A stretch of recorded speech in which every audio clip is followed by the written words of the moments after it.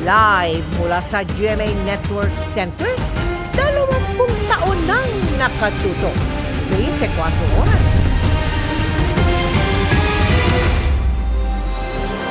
Magandang gabi po, Luzon, Visayas at Mindanao.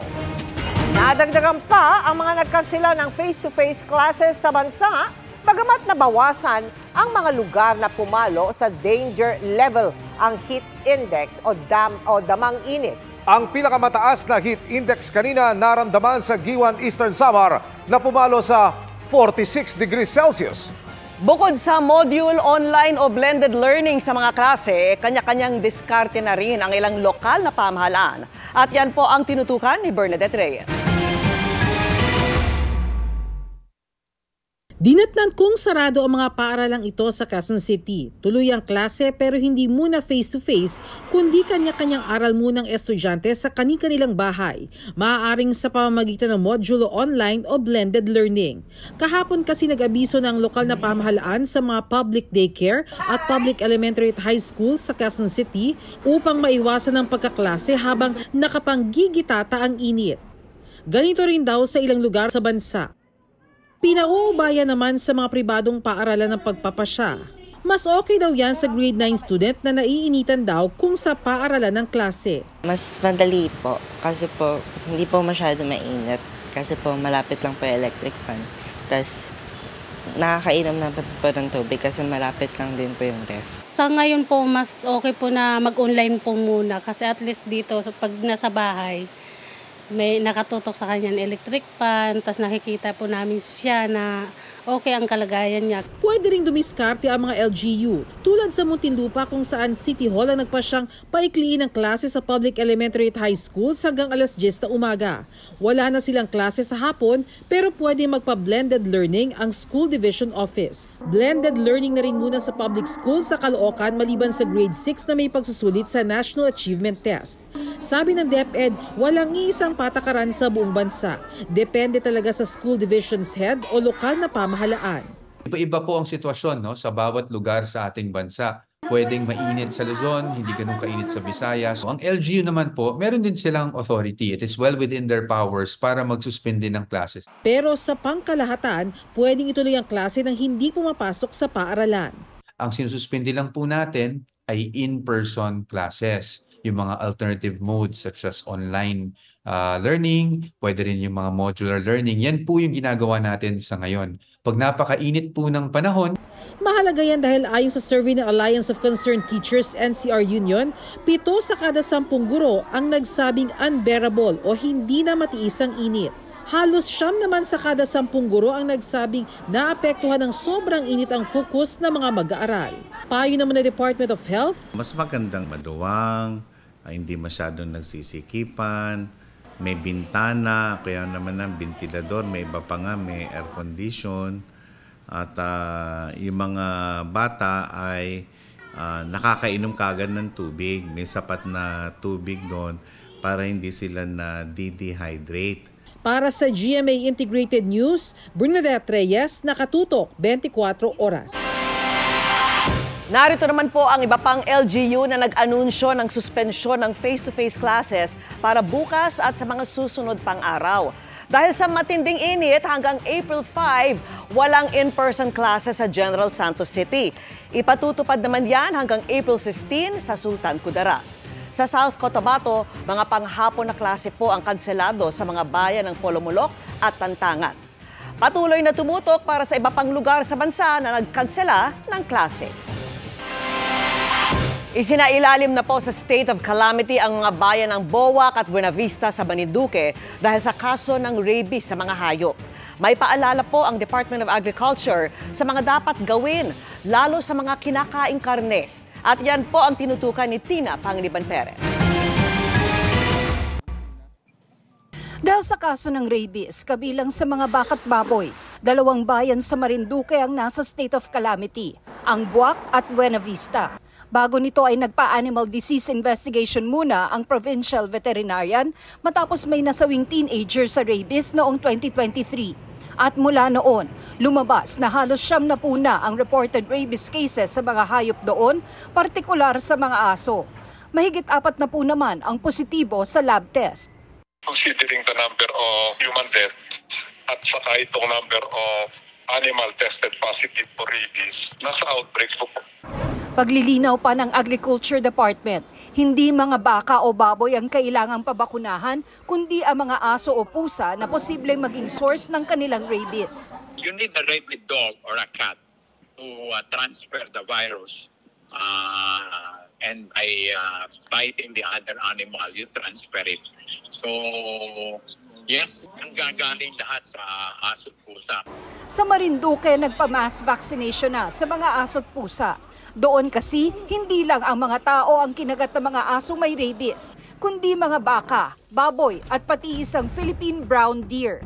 Hindi naman daw may ikakalat ng mga ito ang rabies sa ibang hayop.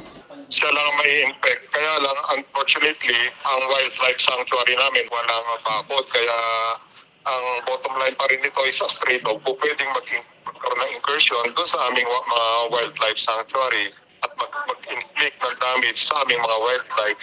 Dagdag pa ng Marinduque Provincial Veterinarian, kontrolado nila ang pagkalat ng impeksyon sa mga tao. Ayon sa Department of Agriculture, wala pa naman daw naiuulat na taong nagkasakit ng rabies dahil sa pagkain ng infected na hayop. Hindi raw ineenganyong kumain pa ng ganito kahit papakuluan. Muling idiniin ang pagsuri sa bibiling karne. May possibility na ma-transfer pag kinain yung animal yung infected. That's why we're very careful in NMIS on approving pork and cattle. Kailangan may tatak NMIS pagka bumili ka ng baboy or baka. Pagtitiyak naman ng Health Department, bihira ang makakakuha ng rabies sa pagkain. Kasi hindi nabubuhay yung virus pag patay na yung hayop kung saan nandun sila. Ang may posibilidad lang ay pati yung utak, niluto nyo, pagkain, nandun yung virus. Okay. Although birang nare-report yan, ay dahil hindi tayo sigurado kung makakakuha ka ng rabies pag kinain mo yung mga ganung uri ng karne, ang rekomendasyon, magpabakunan na rin. Para sa GMA Integrated News, Tina Panganiban Perez, nakatutok, 24 oras. Sa gitna ng matinding init, posibleng makaramdam ng paghina ng tubig gripo ang Metro Manila. Sa Cebu City, nauna nang isinailalim sa state of calamity ang halos 30 barangay dahil kulang sa supply ng tubig gripo. Nakatutok si Ivan Mayrina. Ito ang dating simbahan ng lumang bayan ng Pantabangan sa Nueva Ecija. Ilang dekada na mula nang kasama itong palubugin para bigyan daan ang Pantabangan Dam. Pero dahil sa sobrang init, buwaba sa 176.33 meters ang level ng tubig sa dam at muli itong nasilayan. Pinangambahang bababa pa ang tubig dahil sa init, kaya nagkakasana ng cloud seeding operations para umulan. Sa Barangay Apas ng Cebu City naman, nakahilera mga drum na kailangang imbakan ng tubig dahil tuwing gabi lang may tubig gripo. Isa lang ito sa 28 mountain barangay sa Cebu City na isinailalim sa state of calamity dahil sa kulang na supply ng tubig kung kailan pa naman natutuyo ang kanilang mga taniman. Emergency, have crisis on water. I will now declare crisis on water just to be preparatory. Yung usual na immediate intervention po, yung pagpapadala po ng mga tangke at nagrarasyon po ng tubig para sa mga household. Maging sa Polanggi Albay, minsan ay mahina o wala na talagang tubig gripo sa 4 na barangay. Kaya nirarasyon na sila ng tubig ng munisipyo sa tulong ng fire truck ng Bureau of Fire Protection. Habang sa Santo Niño, South Cotabato, natutuyo ng mga kanal, irigasyon at mga palaisdaan. Buwaba rin ang level ng tubig sa Ala River sa Sultan Kudarat na pinagkukunan ng irigasyon ng mga maisan. Dito sa Metro Manila, wala pa naman daw water crisis pero nagbabala ang Task Force El Nino na posibleng makaramdam ng paghina ng tubig. Dahil patuloy ang pag-init ng ating panahon, lumalakas ang konsumo ng mga household at syempre ifa-factor in na rin natin yung evaporation at lack of rainfall, may posibilidad na bumaba yan. Sa buong bansa, tuloy raw ang panawagan ng pamahalaan na magtipid sa tubig. Kaya si Aling Victoria ng Cebu, pinagbanlawan ng labada na lang ang ipinambuhos sa palikuran. Mainam din daw na gumamit ng tabot balde, imbes na shower o bidet. mungkahi ng Task Force El Nino. Kung pwede naman pong makapagtipid in terms of yung flushing the toilet, kasi po minsan iihi tayo, hindi naman ganon kasangsang. Hindi naman daw ito sapilitan, kundi panghihikayat lang, lalo't 2 buwan pa ng matinding tag-init ang ating bubunuin. Para sa GMA Integrated News, Ivan Mayrina, nakatutok, 24 oras. Walang inaasahang brownout ngayong tag-init dahil sapat ang supply ng kuryente. Ayon po yan sa Energy Department. Ang problema, kung tumaas ang demand na posibleng mauwi sa dagdag singil. Tinutukan niya ni Maki Pulido. Malaking bagay ang kuryente para sa mga negosyo tulad ng paggawa ng steel frame ni Lourdes Cruz. Kaya problema niya kung tumaas ang singil sa kuryente. Parang chain reaction ba? Pag tumaas yung kuryente, tataas din yung yung presyo namin. Kahit sa mga nagbabudget sa bahay, problema yan. Kaya limitado lang ang paggamit ng electric fan ng mga anak ni Janice. Isang electric fan na lang dun sa may tapat ng pinto para yung ng hangin po, mamahigop niya papasok ng bahay, yung mga ganun. Para medyo malamig, tapos bukas yung pinto pagkagabi. Pero dahil mainit, inaasahang sisipa ang kabuoang demand sa kuryente, kaya maaring mapipilitang gamitin ang mga bunker at diesel plants para madagdagan ng supply ayon sa Energy Department. Mas mahal ang benta sa kuryente nito na maaring mauwi sa taas singil. Hindi pa rin natin isinasaalang-alang na pwedeng mangyari yan anytime from today. Kaya naka-standby yung ating mas mahal na fuel na generating facilities para tumulong sa ating grid kung kinakailangan. Pagtitiyak ng Department of Energy, sapat ang supply ng kuryente sa ngayon. Pero sa reserba, maaaring magkaproblema. Posible ang yellow alert o pagnipis ng reserba kung hindi mag-online ang mga bagong planta ngayong tag-init. Pero wala naman daw inaasahang brownout. Yung ating pong projection na pinakamataas na demand ay hindi po natin nararating at meron pa po tayong allowance na more than 2,200 megawatts. So hindi pa po tayo magkakaroon ng kakulangan ng supply ng kuryente. Payo ng DOE, bawas-bawasan ang konsumo. Para sa GMA Integrated News, Maki Pulido, nakatutok, 24 oras.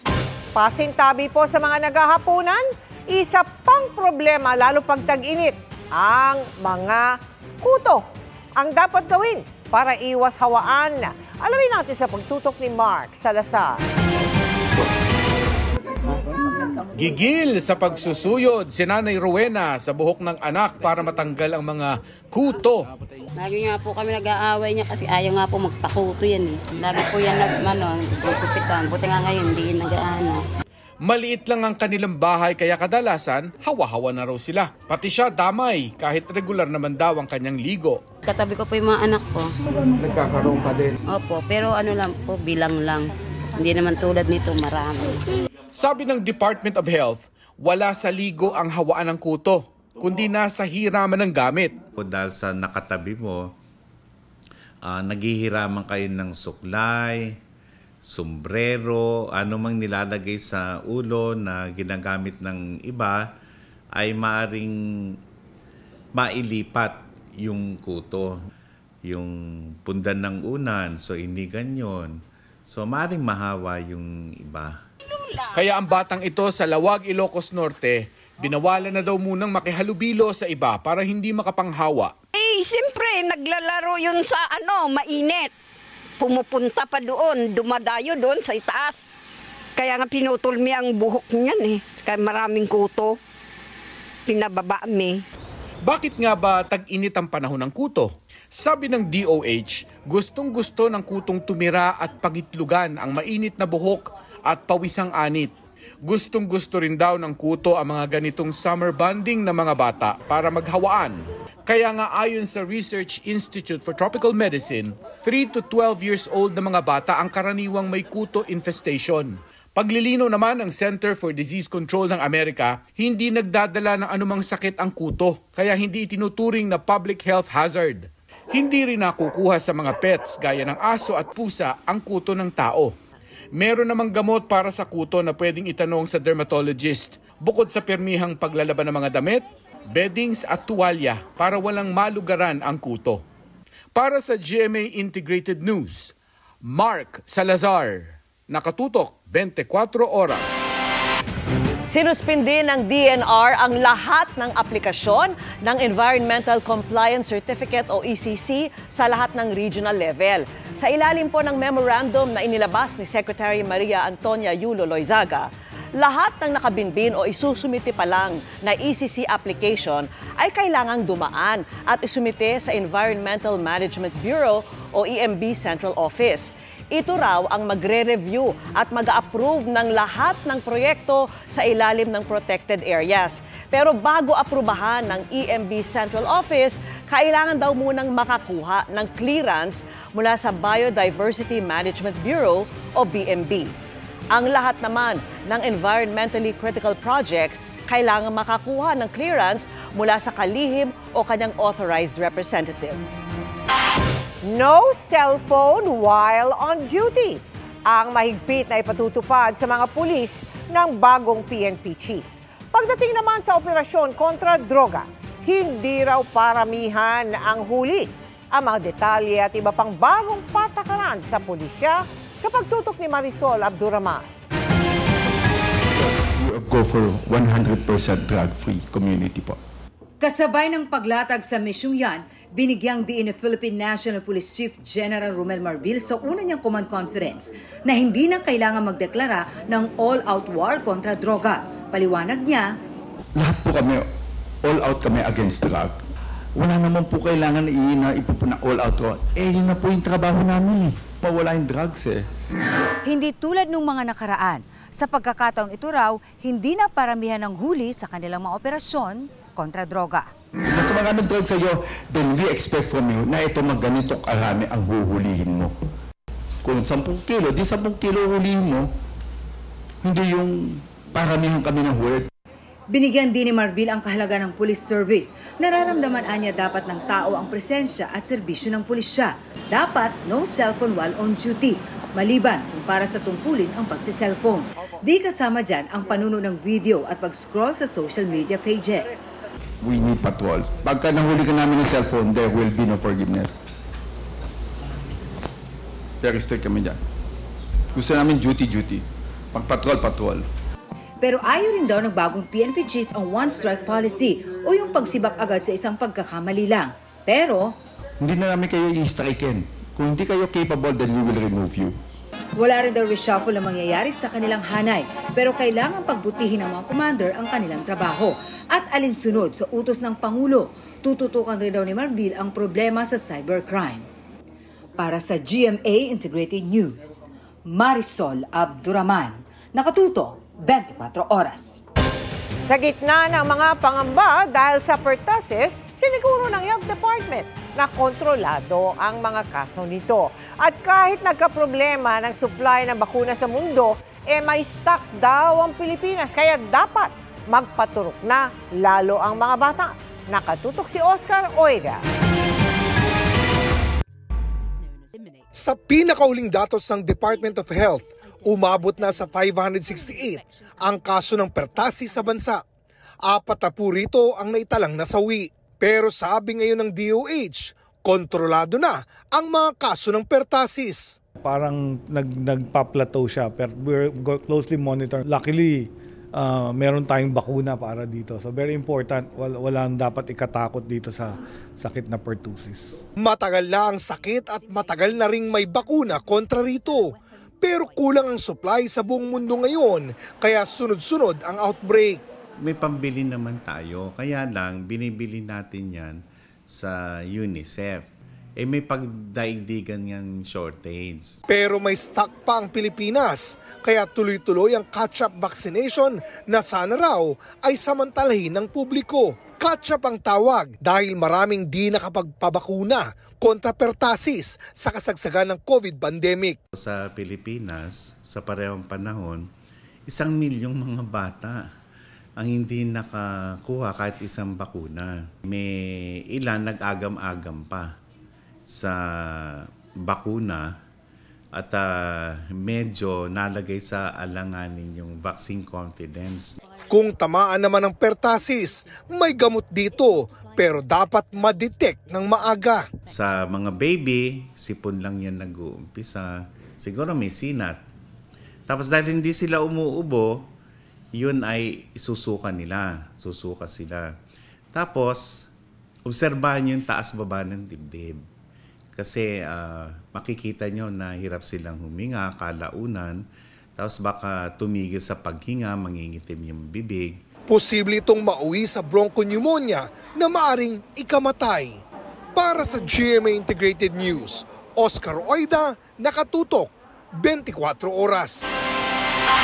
2 ang pumasa sa 4 na nagbid para sa online voting counting system para sa overseas voting sa 2025 elections. Sa pamamagitan po ng online voting, makakaboto ang mga kababayan natin abroad gamit ang kanilang mga gadget gaya ng cellphone. Nakatutok si Sandra Aguinaldo. Kung sa mga naunang eleksyon, pumunta pa sa embahada o konsulado ng Pilipinas ang bobotong overseas Filipino worker at mga seafarers, sa darating na 2025 elections, pwede nang sa gadget na may internet bumoto ang karamihan sa mga Pilipino abroad. Nagsagawa ang COMELEC ng bidding para sa Online Voting Counting System o OVCS na gagamitin sa overseas voting sa 2025. 4 ang nagbid para sa proyektong may budget na 465.8 million pesos. 2 ang nag-qualify at isa dito ang joint venture ng SMS Global Technologies Inc. at Sequentech Inc. ang nadeklarang lowest calculated bid. Kasama raw sa paghahandaan ng COMELEC ang seguridad ng online voting. Kaya mga registered voter, kailangan mag-enroll para makaboto online gamit ang application o app. Bibigyan sila ng 1 linggo para makaboto. Yung pong authentication, yan yung number 1 pong security ni implement natin. Yung pag-register o pag-enroll, hindi lamang ng tao kundi yung gadget. Masiguro po natin na talagang siya po yung boboto. Umaasa ang COMELEC na sa online voting, mas maraming OFW ang makaboboto. Noong 2022 raw kasi, sa 1.6 million registered voter abroad, mahigit 600,000 lang ang nakaboto. Mas mura din daw ang gastos ng gobyerno sa online voting. Pero ayon sa COMELEC, merong 17 bansa kung saan hindi pwedeng makaboto online ang mga Pinoy. Kinakausap pa raw nila ang ilan dito para pumayag sa online voting. Ang confirm po dito na nasasabi namin na hindi talaga pumapayag ay katulad ng China, ng Russia at ng Israel. Pwede raw bumoto ng personal o kaya ay by mail ang mga OFW sa mga bansang ito. Paano naman yung mga kababayan nating technologically challenged o hindi techie? Kung tayo po ay nakakagamit ng smartphone, nakapag-Facebook, nakapag-chat-chat po tayo, at lalong-lalo na kung kayo ay nakapag-online banking, ganun kasimple lang din po ang gagawin ng COMELEC sa internet voting para pamilyar sa ating kababayan. Para sa GMA Integrated News, Sandra Aguinaldo, nakatutok, 24 oras. Mga kapuso, paghandaan ulit ang mainit na panahon bukas tulad ng naranasan kanina sa ilang lugar sa Giwan, Eastern Samar.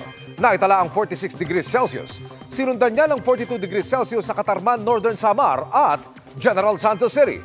Posibleng ganyan din kainit bukas sa Apari, Cagayan, Pili, Camarines Sur, Dumangas, Iloilo at ilang bahagi ng Samar provinces. Pero maaaring mas uminit pa ang panahon sa Huwebes kung kailan posibleng pumalo sa 44 degrees Celsius sa Katarman, Northern Samar. Nasa danger level yan at posibleng magdulot ng heat cramps, heat exhaustion at heat stroke. Para naman sa Metro Manila, maglalaro sa pagitan ng 38 to 40 degrees Celsius ang temperatura base sa 2-day heat index forecast ng Pag-asa. Ang heat index, mga kapuso, ay tumutukoy sa kung gaano kainit ang nararamdaman ng ating katawan kapag pinagsama ang aktwal na temperatura at relative humidity o yung dami ng moisture sa hangin. Sa ngayon, ridge ng high pressure area ang patuloy na iiral at magdadala ng maliwalas na panahon sa malaking bahagi ng bansa. Pero maganda pa rin sakaling may bigla ang pag-ulan. Base sa datos sa Metro Weather, wala namang gaanong ulan sa halos buong bansa bukas maliban sa ilang bahagi ng Aurora, Samar Provinces, Sulu Archipelago, Zamboanga Peninsula, Caraga at Davao Region. Mababa rin ang tsansa ng ulan sa Metro Manila pero magdala ng payong, panangga sa init at posibleng thunderstorms.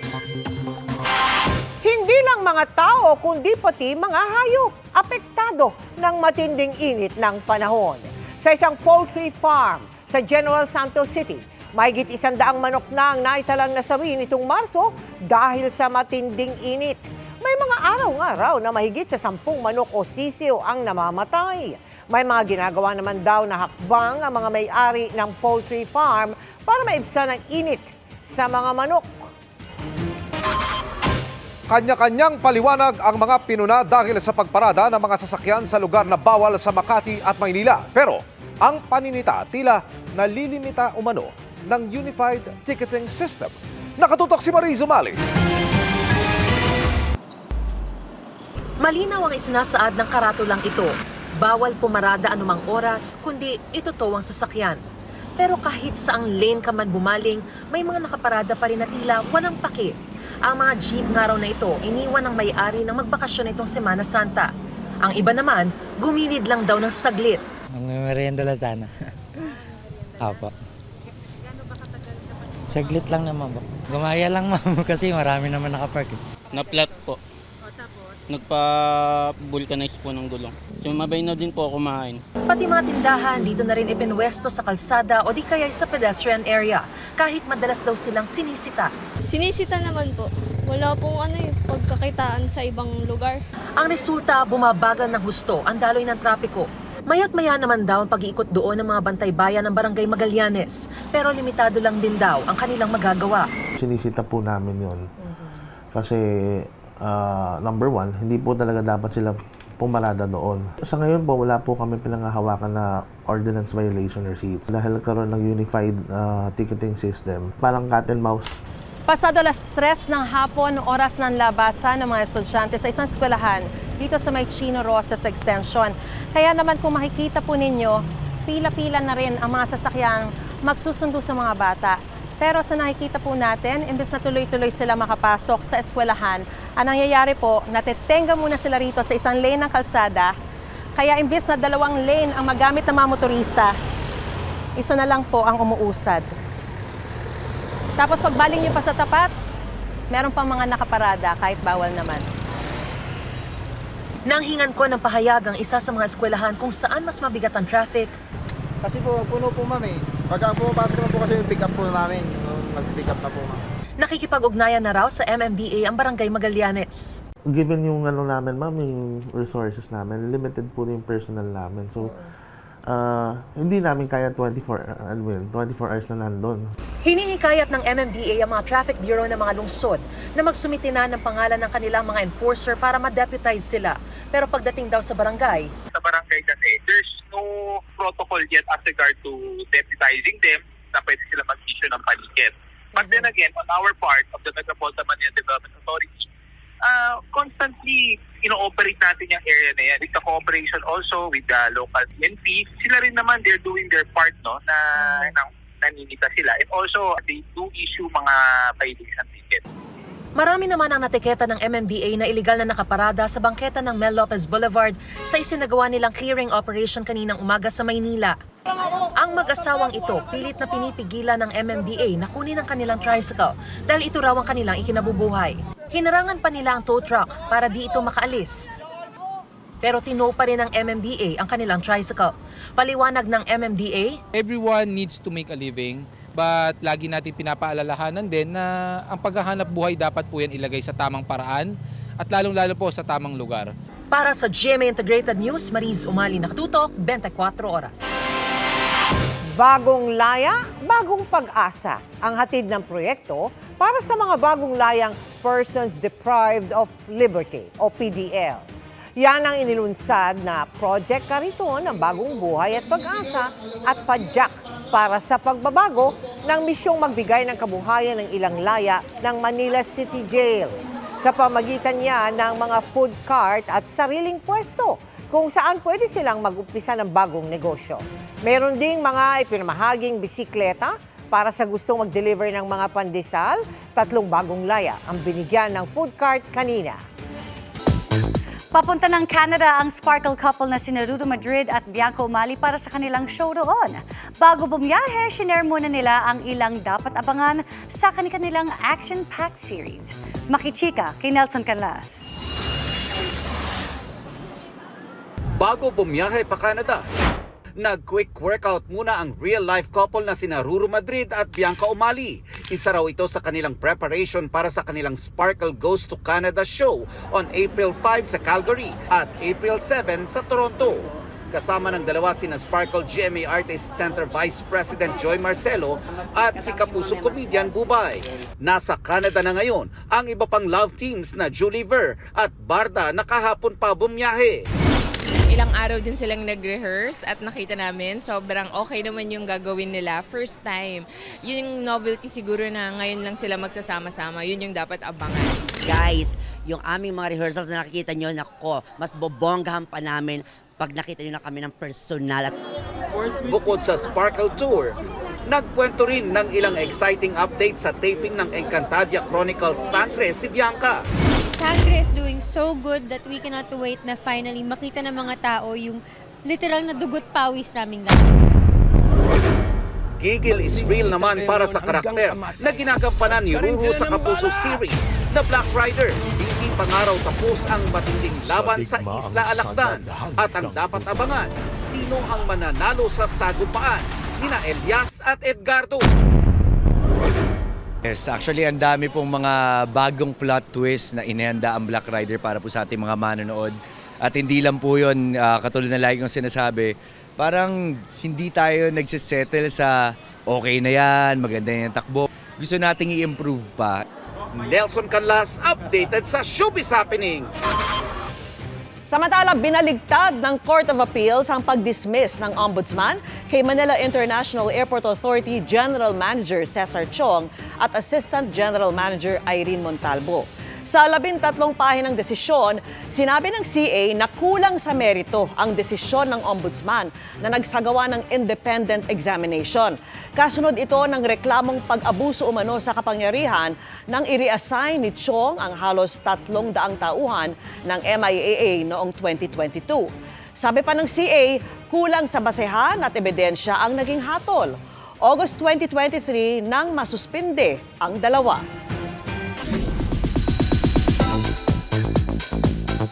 My Garden Alien has officially landed sa ating primetime at unang gabi pa lang, marami na ang nahook. Trending din ang pagbabalik primetime ni Marian Rivera. Makichika kay Aubrey Carampel. Sa pilot episode kagabi ng My Guardian Alien, nakilala na ang Soriano family na binubuo ni na Catherine na ginagampanan ni Kapuso primetime queen Marian Rivera. Ang mister niyang si Carlos, played by Gabby Concepcion. At ang anak niyang si Doy na karakter ni Rafael Landicho. Mami. Roller coaster of emotions na agad ang ipinakita ng cast. Ready? Set? Go! Abulin niyo ako! Mula sa saya, kilig at drama, napalitan din ng trahedya. Awa mo na. Iyanak ako. Kuya Minggoy. Ang paglanding na yan ng newest GMA Prime series na My Guardian Alien na extraordinary comeback din ni Yanyan, certified trending. Sa X, trending ang hashtag MGA World Premiere, My Guardian Alien pati na si Marian. Marami rin ang impressed sa acting ng cast members. At sa direktor ng serye na si Zig Dulay dahil sa ganda ng cinematography at execution ng picture-perfect scenes. Pero para kay Marian, bukod sa husay ng acting at ganda ng produksyon, ang pinakamahalaga raw ay ang iiwan nilang aral sa mga manonood.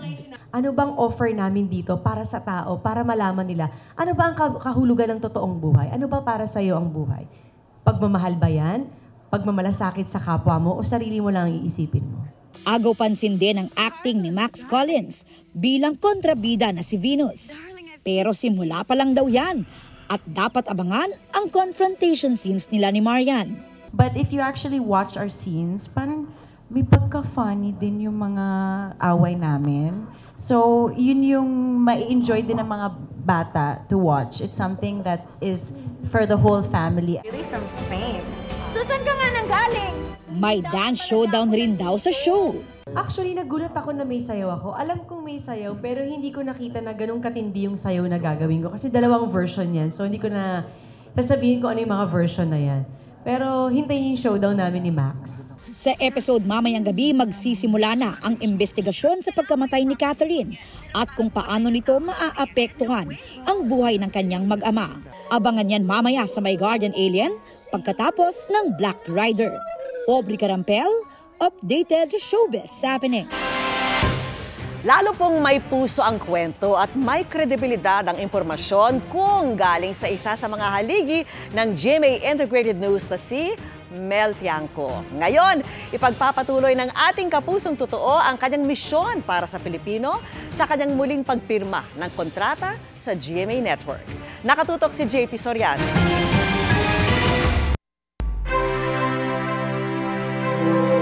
Sa loob ng halos 3 dekada, isa ang kanyang pangalan at boses sa mga narinig ng mga manonood sa paghahatid ng balita Luzon, Visayas at Mindanao. At kwento ng mga Pilipino. Magpakailanman. Mula sa saksi, front page, ulat ni Mel Tiangco, hanggang sa maging isa sa kauna-unahang anchor ng nangungunang news program sa bansa, ang 24 Oras. Ito ang 24 Oras. At ngayong 2024, pinagtibay niya ang patuloy na pagganap sa mas malaking misyon at mas malawak na paglilingkod sa bayan. Dahil ngayong araw, muling pumirma ng kontrata ang kapuso news pillar na si Mel Tiangco bilang anchor ng 24 Oras. Okay, so Miss Mel Tiangco is still a loyal kapuso.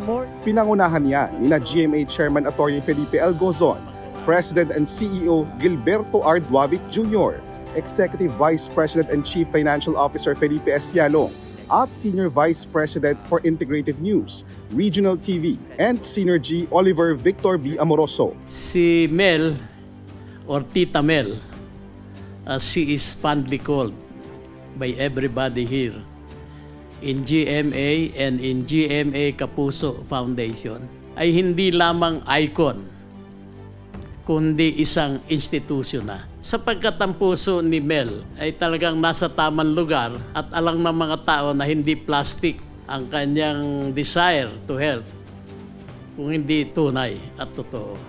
We are very happy sa kanyang pagpirma ulit ng kontrata sa ating network.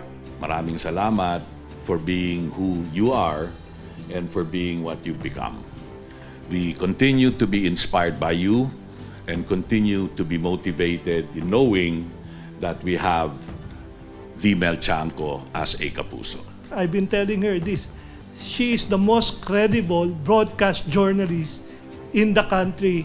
Sinabi nga ng aming chairman, you're the face of the Kapuso Foundation and no one can change that. You are inspiration not only for those on cam but behind cam. Again, Tita Mel, thank you, and we are so proud to have you continue as our anchor for 24 Oras. Dumalo rin sa contract signing sina GMA Integrated News Consultant Grace De La Peña Reyes at Vice President and Deputy Head for News Programs and Specials Michelle Seva at iba pang opisyal ng GMA Integrated News. Naging emosyonal pa si Mel habang pinapanood ang congratulatory messages ng kanyang mga kasamahan sa GMA Integrated News. Ako man din po ay nagpapasalamat sa inyo dahil sa mga opportunities that had opened to me because of my stay in GMA. At ang pinakamabigat na nga sa lahat na yan ay ang pagtatatag ng GMA Kapuso Foundation. Napakasarap yung nagtatrabaho ka na, nabibiyayaan ka pa sa langit. Hindi rin nakalimutan ni Mel na pasalamatan ang 2 dekada ng tumututok gabi-gabi sa manonood ng 24 Oras at ang pagiging bahagi ng bagong yugto ng GMA Integrated News. Mula sa kaibuturan ng puso ko, maraming salamat po sa patuloy na pagtangkilik ninyo sa 24 Oras. At patuloy po namin gagampanan ang aming tungkulin para sa inyong lahat. Saan man lugar kayo, nasaan sa buong mundo, kayo'y makakaasa. At inyong mapagkakatiwalaan talaga ang 24 Oras. Para sa GMA Integrated News, JP Soriano, nakatutok. 24 Oras. Wow! Pangmalakasan, tita, Oo nga, proud na proud kami napakaganda. sa'yo, tita. At ako'y proud na proud din sa sarili ko eh. Nandinig ko yung mga ano ninyo. Mahal ka namin dito, Thank tita. We all love you here at 24 Oras. Thank you. That's the only thing that I would like is for the people to love me for what I do.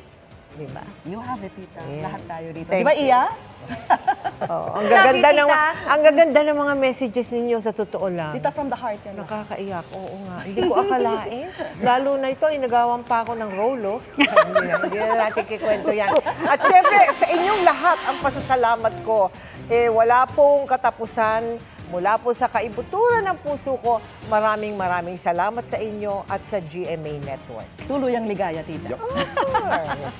At yan ang mga balita ngayong Martes. Ako po si Mel Tiangco. Ako po si Vicky Morales para sa mas malaking misyon. Para sa mas malawak na paglilingkod sa bayan, ako po si Emil Sumangil. Mula sa GMA Integrated News, ang News Authority ng Pilipino. Nakatuto kami 24 oras.